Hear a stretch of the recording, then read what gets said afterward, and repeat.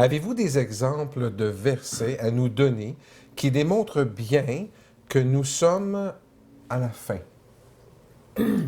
Réal, cette question est demandée encore, surtout par les gens qui ne connaissent pas la parole de Dieu. Donc, ils ne peuvent pas avoir une image des événements qui sont présents. Ils ne peuvent pas l'associer à d'autres choses qu'une autre guerre qui s'en vient. On a eu tout le temps. Là. Alors, non, c'est pas pareil du tout.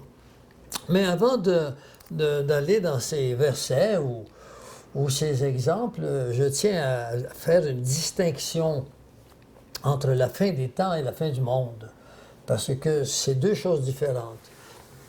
Nous sommes à la fin des temps.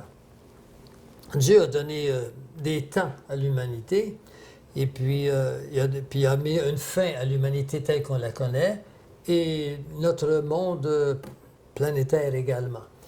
Alors, la fin du monde, elle se fera que lorsque Jésus sera venu et qu'il y aura 1000 ans qui seront passés.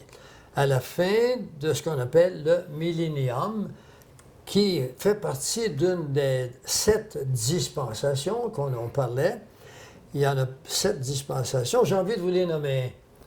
L'innocence, la conscience, le gouvernement humain. Ensuite, il y a la loi, il y a la grâce, et ensuite, il y a le millénium. Alors, ce sont une dispensation, c'est une administration de la relation que l'homme peut avoir avec Dieu. Alors, à chaque dispensation s'ajoute quelque chose de nouveau et de plus en plus près de lui.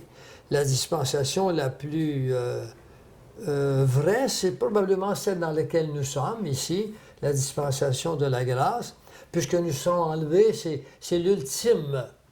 Alors que ceux qui n'ont pas donné leur cœur à Dieu complètement, ou encore qui ont tergivé avec la chose, alors ils vont voir, quand les événements vont arriver, des millions vont se convertir. Ils pourront, s'ils ne se font pas tuer par l'Antéchrist avec ses armées qui tuent tous, tout le monde, comme on le voit dans l'Ancien Testament, dans Daniel, avec Nabucodonosor, eh bien, ce sera la fin du monde, quand, à la fin du millénium, Dieu va sortir tout ce qui est de vie sur la planète, parce qu'il va y avoir des millions de personnes qui vivent encore dans le millénium. Quand les Juifs sont sortis d'Égypte, ils étaient environ 1 million à 1,2 million personnes, et quand ils sont entrés, ils n'étaient que 70. Eh bien, ils ont été en Égypte pendant 430 ans. Alors que là, nous y serons, mais en fait, ils y sont, nous sommes ailleurs, nous avons été enlevés. Ils y seront pendant 1000 ans. Et puis, durant ces 1000 ans-là, l'ennemi n'est pas là, donc les gens vont vivre plus vieux. Il est dit dans la parole que les gens pourront vivre 1000 ans avec le corps.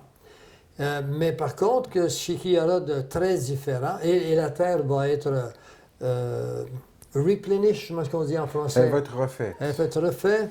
Et puis ensuite, les gens pourront avoir de la justice quand même, parce que la dispensation du millénium se fera sous la grâce et la loi.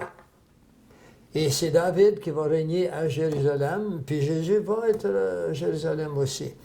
Et puis après les 1000 ans, c'est un monde nouveau, comme nous trouvons dans Apocalypse 22. Alors, d'ici ce temps-là, il y aura la fin du monde tel que nous sommes, avant que Jésus revienne et refasse le dernier jugement, et puis parce qu'il va y avoir plus que la moitié de l'humanité qui va périr. Oui. Et l'autre qui sera envoyé dans des lieux qui ne se réveilleront pas. On l'a vu, les morts qui ne sont pas en Jésus-Christ restent dans la terre pendant 1000 ans. Alors que les morts qui sont morts dans la foi en Jésus-Christ vont ressusciter, mais ils ne resteront pas sur terre. On va aller un peu plus loin. Donc, oui, la fin des temps, c'était au retour de Jésus, c'est la fin des temps.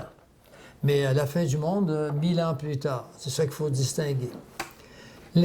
Parmi les multiples signes que nous pouvons trouver, un des plus importants qu'il faut savoir, C'est un signe qui est vivant. C'est les Juifs. Les Juifs ont été absents d'Israël pendant 19 siècles. Pourquoi ils étaient absents? Mais parce que Dieu les a dispersés. Parce qu'ils avaient la nuque raide. Ils étaient désobéissants. Pourquoi qu'ils étaient désobéissants? Mais parce que c'était des êtres humains. Et c'est comme nous. Alors, nous sommes désobéissants. Dieu s'est pris un peuple, il l'a mis à part, puis à travers ce peuple-là, il l'a laissé vivre, il nous a donné la possibilité de voir comment nous sommes à travers ce peuple, qui avait la nuque raide. Quand ils étaient en problème, Dieu intervenait dans leur vie, et là, ils se rectifiaient, puis ils louaient Dieu. Puis quand ça allait trop bien, ils s'en allaient dans le péché. Alors, c'est l'humanité. Quand ça va, l'homme est incapable d'assumer sa liberté. La vraie liberté, c'est celle de ne plus être esclave de quoi que ce soit à l'intérieur de notre vie quotidienne. On ne parle pas, vous ne prendrez pas votre tour. Vous n'êtes pas esclave de votre tour. Si vous êtes un homme raisonnable, vous vous servez de votre tour. Vous n'êtes pas esclave.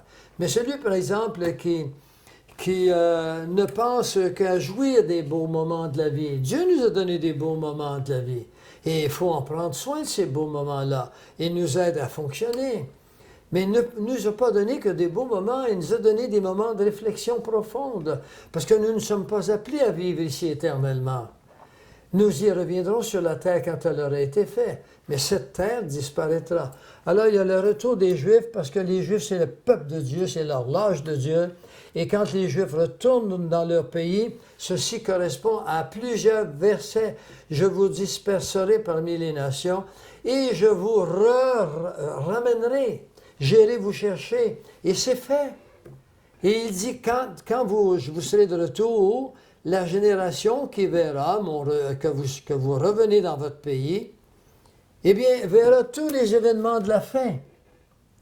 Cette génération, dit-il, verra tous les événements de la fin. Et la génération dont il est question, c'est la dernière, et c'est une génération qui correspond à un psaume, psaume 90, qui nous dit que 70 ans est une génération, et si elle va à 80, c'est 10 ans de souffrance et d'orgueil. Alors, on parle du peuple là-bas, là. Ça fait 70 ans, le réal. Ça fait 70 ans, le 14 mai de la présente année, 2018. Alors, il faut savoir ça. Le temps est fini. Nous sommes sur du temps emprunté. Pourquoi? Parce qu'il y a des milliers de personnes qui viennent au Seigneur à travers le monde. Il n'y en a plus beaucoup chez nous ici, dans un pays d'abondance comme le nôtre. Les gens croient qu'ils n'ont pas besoin de Dieu, parce qu'ils sont dans l'abondance. C'est pour ça que Dieu va retirer son abondance. L'homme réfléchit quand il souffre. Dommage, n'est-ce pas? Alors, les Juifs sont de retour dans ce pays, et c'est une indication, puisque la Bible en parle partout réel. Deuxièmement, elle nous dit dans Matthieu 24, dans Luc 21 et dans Marc 13, sont des versets de la fin des temps, elle nous dit qu'il y aura des signes dans le ciel. Mais on a vu les tétrades de 2015, 2014, 2015, et ensuite de ça, on a vu des éclipses de lune rouge, rouge sang, on en a eu cette année, oui. On a eu d'autres, puis il y en a d'autres qui s'en viennent, mais ils se font à des moments précis dans l'histoire, puis c'est jamais arrivé encore, depuis avant 2014, lors des fêtes juives. Ça, c'est un phénomène extraordinaire. Plein Feu en parle dans des conférences, le public peut aller sur Plein Feu, peut aller le voir, sinon sur d'autres sites, signaler les mots sur Google en question et ils vont venir. Ensuite, il y a des phénomènes dans le ciel. Il y a le climat qui est changé et qui change de plus en plus, mais il n'y a plus que ça. Il y a les ovnis. Mais j'ai vu un ovni la première fois, j'avais 6 ou 7 ans. J'en ai vu une autre vers l'âge de 18 ans. Et quand j'ai quitté Trois-Rivières, j'avais 35 ans. Et un an avant, à l'âge de 34 ans, j'ai vu un ovni demeurer en suspension au moins 20 minutes à la même place. Elle changeait de couleur selon qu'elle montait. Et elle était au moins de la dimension d'un champ de football. Et il y a des gens qui sont allés en psychiatrie ou on voit les psychologues le lendemain. Et ça a toujours été comme ça. Mais maintenant, les gens s'habituent, il y a des ovnis partout. Il faut aller sur des réseaux qui sont des spécialistes pour le voir. Alors ça, c'est des signes dans le ciel. Mais la Bible nous dit également qu'il y a des signes sous terre. Il n'y a jamais eu autant de tremblements de terre réels. Effectivement. Il n'y a jamais eu autant d'inondations. Ils sont tous annoncés. Il n'y a jamais eu autant de cyclones. Il n'y a jamais eu autant de feux, des feux de forêt partout. Il y a l'anneau de feu qu'on appelle, qui est dans le Pacifique, qui touche Autour d'Hawaï. autour d'Hawaï. Hawaï est central. Il y aura une présentation par Heath Delem, bien fait, il travaille dessus actuellement, sur l'anneau de feu qui est là. Et puis, il faut que les gens écoutent ça, je vous conseille énormément, parce que c'est très révélateur. Et Richard, qui travaille avec Plein Feu aussi, et puis qui va faire cette vidéo, a trouvé des choses c'est vraiment un clin d'œil de Dieu. Il nous montre des choses qu'on n'avait jamais pensées, des événements qui coïncident. Dieu est le maître de toutes choses. Ensuite de ça, quatrièmement, il y a la politique qui est changée. La politique nous donne ces choses. Il y en a une grande politique internationale qu'on appelle le NOM, le Nouvel Ordre Mondial. Il est annoncé dans l'Ancien Testament, il est annoncé dans Daniel 9, dans Daniel 2, avec les animaux. Il est annoncé également dans Thessaloniciens. Il est annoncé dans Apocalypse 13, Apocalypse 17 et Apocalypse 18. Il est annoncé partout. Et c'est pas quelque chose à venir, c'est fait. Et c'est de là que sortira l'Antéchrist. Parmi les choses politiques, le nouvel ordre mondial a trois grandes doctrines qu'il faut se souvenir. Ce qu'on veut, c'est qu'un seul homme règne sur la planète, une seule religion, une seule monnaie et un commerce unilatéral, un commerce, comment dirais-je, polydépartemental, mais un commerce qui est avec la même monnaie et avec les mêmes régulations, c'est-à-dire les mêmes lois. Et ça, le gouvernement du Nouvel Ordre mondial a déjà sur place des gens qui s'intéressent à ça depuis longtemps, entre autres le Club de Rome, fait une partie des sociétés secrètes du dernier temps. Et nous aurons également une seule monnaie.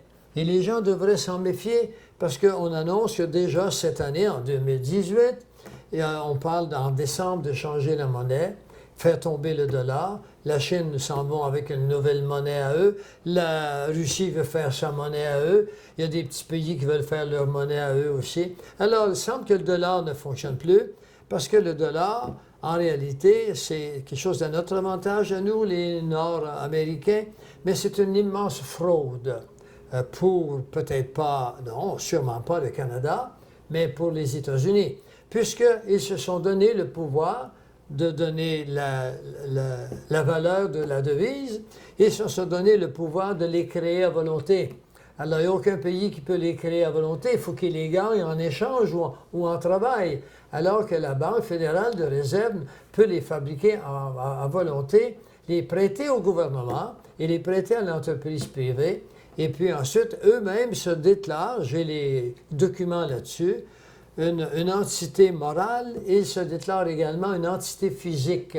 Ce qui veut dire qu'avec l'argent qu'ils font, ils peuvent se créer des compagnies, des sociétés et puis faire compétition au peuple. Puis lui, il perd son argent nulle part, alors que nous, on le gagne avec les caprices du système bancaire. Alors, voyons où nous en sommes. Et c'est pour ça que maintenant, ils savent que le peuple commence à être trop indépendant financièrement. Alors, ils vont y jouer un tour, ils vont destituer l'argent. Puis, ils vont créer une nouvelle qui est électronique, que Plein Feu en parle que vous pourrez trouver sur d'autres sites également. Et cet argent électronique est préparé, elle est toute prête. Alors, ne nous inquiétons pas pour si on va avoir des dollars, personne ne va en avoir. L'argent ne vaudra plus rien. Et puis, ne valant plus rien, eh bien, vous crevez, ou bien encore, vous nous joignez. If you can beat them, join them. C'est ça? Alors qu'est-ce qu'ils vont faire? Bien, les ordinateurs sont prêts. Comme on dit en français, contre un système, on ne se bat pas parce qu'il nous rattrape toujours et nous broie. Voilà, il nous broie. C'est très bien dit. D'ailleurs, on le voit, j'ai beaucoup de documents sur le système bancaire, et surtout par Edward Griffin, qui a écrit un livre épais comme ça, dont je me suis servi, entre autres, pour faire le système bancaire, qui est un DVD sur plein feu. Alors voilà. Ensuite de ça, un cinquième, il y aura des rumeurs de guerre. La Bible en parle avec précision. Quand il y aura des rumeurs de guerre. Mais, chers amis, réel, avez-vous les pieds sur terre, vous aussi? En tout cas, Les rumeurs de guerre sont là, partout. Là. partout. La Russie, les États-Unis, L'Iran, Israël. la Turquie. Voilà, alors c'est partout maintenant les rumeurs de guerre. Si ça ne vous suffit pas, restez avec nous. Israël est menacé actuellement par toutes les nations d'alentour. Et ça, est-ce que je le sors de mon cru? Non, je regarde la télévision, vous aussi, Oui. vous prenez les nouvelles, vous savez qu'Israël est attaqué. Cher Réal, je vais vous apprendre que textuellement, dans le livre de Zacharie, au chapitre 12, au verset 2, il nous dit Jérusalem deviendra une coupe d'étourdissement pour les nations. Ça veut dire que nous aurons, pour les nations, nous faisons partie des nations, nous sommes appelés à le voir, puisque c'est une coupe d'étourdissement, ça veut dire un problème, un dossier, si vous voulez. D'accord? C'est tout un dossier. Mais n'est-ce pas ce qu'on vit actuellement? On le vit, et ça fait un petit moment, depuis 1948, que les Israéliens le vivent. Alors, il y a ceci, la menace d'Israël, dans Zacharie 12, 2, et également dans Zacharie, j'en profite pour le dire, vous m'avez dit de prendre mon temps, dans Zacharie 12, 3, après avoir dit une coupe d'étourdissement pour les pays d'alentour, n'est-ce pas? Alors, les pays arabes d'alentour. Elle nous dit, avec une virgule, et là on change de pays, elle nous dit, et une pierre pesante pour toutes les nations. Eh bien là, je suis obligé de m'arrêter pour que les auditeurs se souviennent de ceci. C'est que quand la Bible nous dit toutes les nations, ça ne veut pas dire toutes les nations, moins les États-Unis qui les protègent actuellement. Alors, elle dit toutes les nations, ça veut dire, ça suppose, et la Bible n'a pas le choix, Dieu est responsable de sa parole, pas la Bible en tant que livre, mais l'auteur de ce livre, il n'a pas le choix que d'accomplir sa parole, et il va falloir que les États-Unis ne soient plus favorables à Israël. Comment est-ce que ça va arriver? Bien, il y a d'autres versets qui nous montrent que les États-Unis seront détruits. Oui, les États-Unis seront détruits et puis ils le seront par, la Bible nous dit, par le Seigneur les appelle ses serviteurs qui viennent de loin. On peut penser que ça peut être la Turquie avec l'ennemi commun d'Israël, pas d'Israël, mais des États-Unis depuis longtemps, qui est la Russie et la Chine, maintenant la puissance jaune qu'on a toujours appelée. Mais il y a lieu de penser parce que quand on regarde en hébreu, les mots qui sont marqués, ça veut dire des soldats, des gaborim, c'est-à-dire des géants qui viennent de très loin. Et on peut penser que les ovnis vont s'y prêter. Les ovnis peuvent se matérialiser. On en voit avec les télescopes de la NASA, on en voit sur la planète Mars et sur la Lune. Je vous en parlerai un autre jour. Et alors, maintenant, c'est des menaces. Il y a le psaume 83 qui nous dit très bien qu'ils veulent nous jeter à la mer. Seigneur, le psalmiste ici, il crie au secours. Parce que ça se passe au moment, le psalmiste le voit, lui, c'est une prophétie, c'est Dieu qui le met. Et toutes les conditions sont remplies pour que ça se fasse maintenant. Ahmadinejad a déclaré: nous allons les jeter à la mer, nous allons prendre nos pelles mécaniques, nous allons prendre les os des ancêtres, nous allons les brûler puis les jeter à la mer. Et vous le verrez, c'est textuel dans le psaume 83. C'est extraordinaire, ça. Et puis ça peut se réaliser maintenant parce que Ahmadinejad n'est plus le président de l'Iran, mais Rouhani, qui est là actuellement, en veut autant. C'est la même chose. Donc, toutes les nations arabes sont prêtes maintenant. Les armées ont déclaré, nous sommes entraînés, nous sommes prêts, on attend l'ordre du chef pour attaquer Israël. Alors, Israël va bientôt attaquer. Israël ne pourra pas toujours se défendre.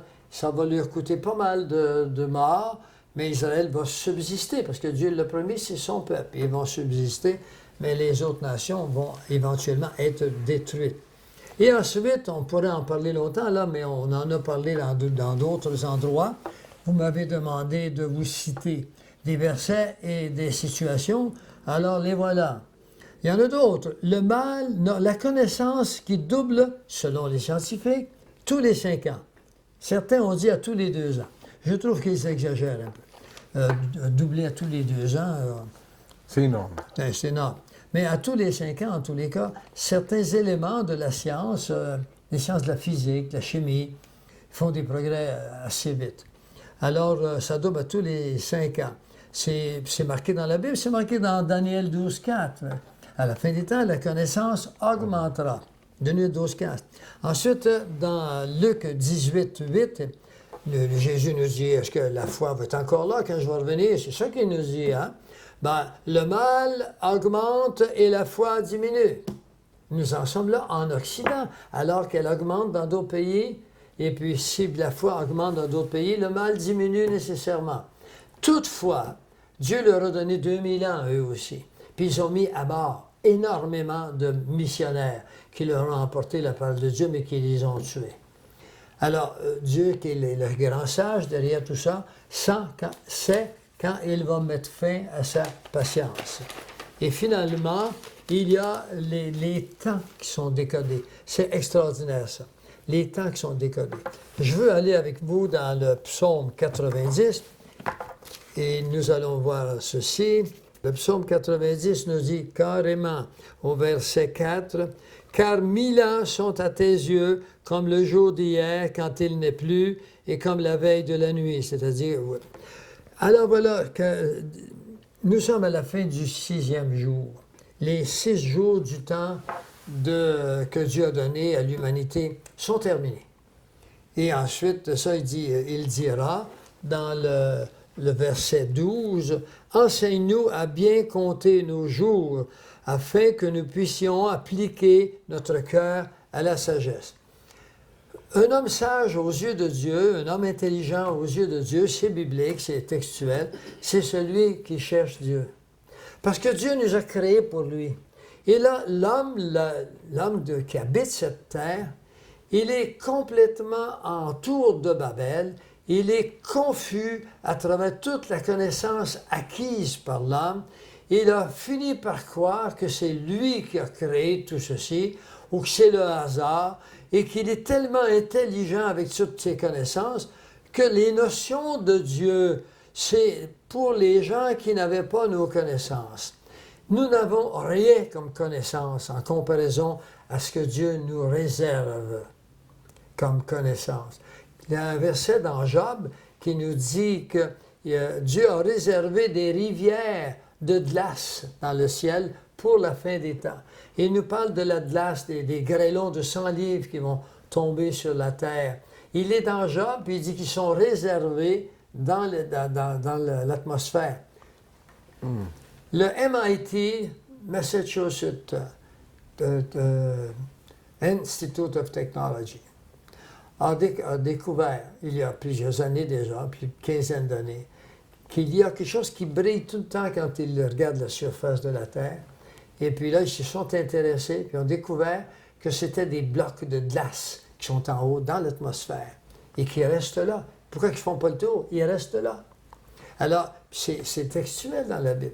Mais c'est une merveille. Dieu a fait ça, il savait, il l'a fait pour nous impressionner, pour nous montrer sa sagesse, de le dire des millénaires au préalable.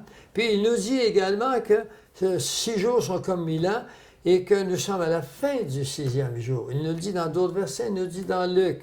Alors, nous n'avons pas beaucoup de temps à perdre. Je pense que nous devrions nous intéresser à nous vêtir d'un vêtement qui va nous permettre de passer la grande barrière qu'on appelle la mort. Et Alors que nous avons l'espérance que Dieu va venir nous chercher avant d'arriver à cette mort. Mais la mort ne devrait pas inquiéter le chrétien parce que c'est comme s'endormir une bonne nuit et se réveiller ailleurs. Dans Luc 13, le verset 32, il nous est dit ceci. Ce jour, ça c'est le décodage qu'on le fait là. Ce même jour, puis là j'en passe énormément dans le décodage. Alors, il s'agit des hostilités du roi Hérode contre Jésus, les crimes et les châtiments de Jérusalem. Ce même jour, quelques pharisiens vinrent lui dire « Va-t'en, pars d'ici, Hérode veut te tuer. » Alors, les pharisiens ne voulaient pas que Jésus soit là de toute façon. Ils ont agi en hypocrite. Ils ont mis ça sur le dos d'Hérode. Hérode voulait, non pas qu'il s'en aille, il voulait le connaître pour le tuer. Les autres, ils ne pouvaient pas le tuer, mais il était bien content qu'il s'en aille. Alors il lui dit, et Jésus va lui répondre, « Allez et dites à ce renard. » Le renard, on a toujours pensé au renard comme étant celui qui était rusé. Quand on dit rusé comme un renard. Mais en réalité, la vraie caractéristique du renard, c'est qu'il est cruel, le renard. Hérode était cruel. Allez, dites à ce renard, voici, je chasse les démons et je fais des guérisons aujourd'hui. Il chasse les démons, fait des guérisons aujourd'hui. Est-ce que c'est parce qu'il se fait encore? Il y a des gens qui sont guéris aujourd'hui. Il y a des gens qui chassent des démons. Tout chrétien est appelé à chasser des démons. J'ai eu le privilège, avec la parole de Dieu, de chasser des démons. J'ai chassé des maisons hantées. C'est pas Pierre Gilbert qui les a chassés. J'ai utilisé le privilège que Dieu m'a donné. Il m'a dit, en mon nom, ils chasseront des démons et ils guériront des malades. Ça ne se fait plus chez nous parce qu'on a des sciences de santé. Mais dans les vieux pays, j'ai connu un pasteur qui demeure en Suisse et qui me disait qu'il va là une fois par année et puis il met les mains sur les aveugles. Puis il dit, les aveugles voient. Il dit on fait ça tellement, là, ils ont fini par s'habituer, puis on trouve ça normal. On a réussi, puis il n'y a plus rien qui se fait. Il me pose la question devant tout le monde, pourquoi ça? C'est parce qu'on a perdu la foi dans ce que le Seigneur nous a donné. Pas dans tout. On n'a pas perdu la foi en tout. Non. Mais on a perdu la foi qu'on peut guérir par l'imposition des mains, par exemple. Oui.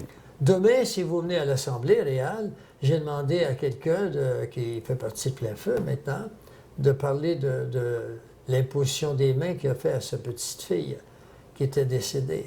J'espère que vous allez être là. Bien sûr, ça va nous faire plaisir de On vous vous attend demain. accompagner.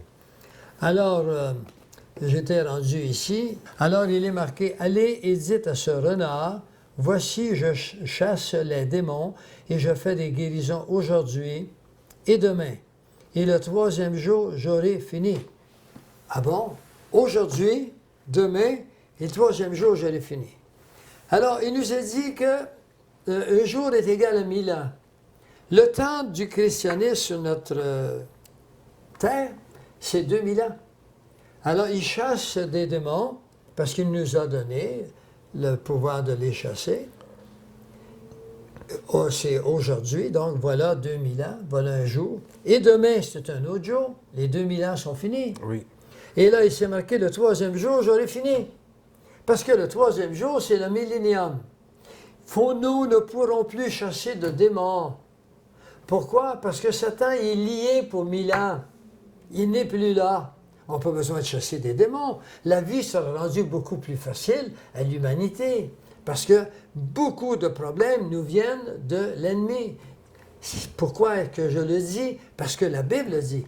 Jean 10, 10. Lui, il est venu pour tuer, pour détruire et pour briser.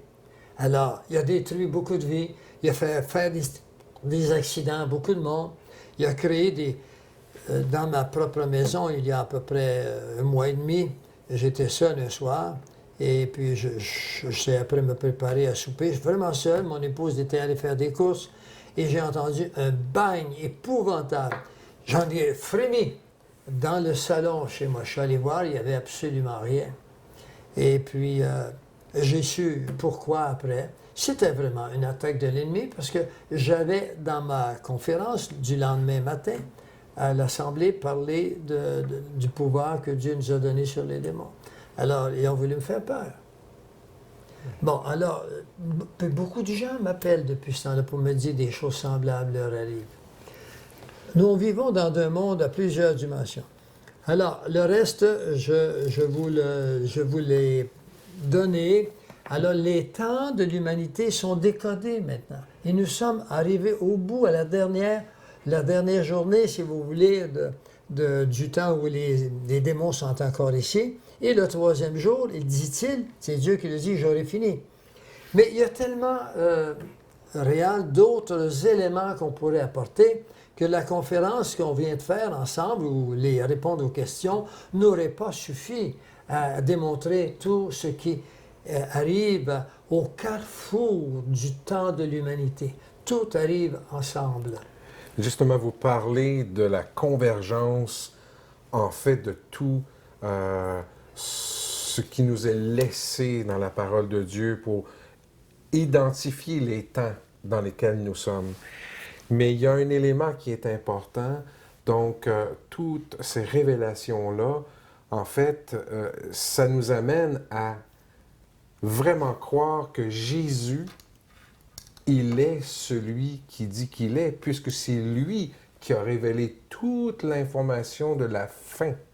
Alors, ça veut dire que tout ce qu'on voit, tout ce qu'on lit, tout ce qu'on parle actuellement n'est que pour un élément révéler Jésus-Christ.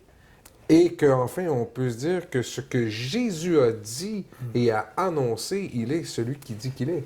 Réal, savez-vous qu'il y a un seul verset qui dit tout ce que vous venez de dire, mais il est bon de l'expliquer, vous le faites très bien.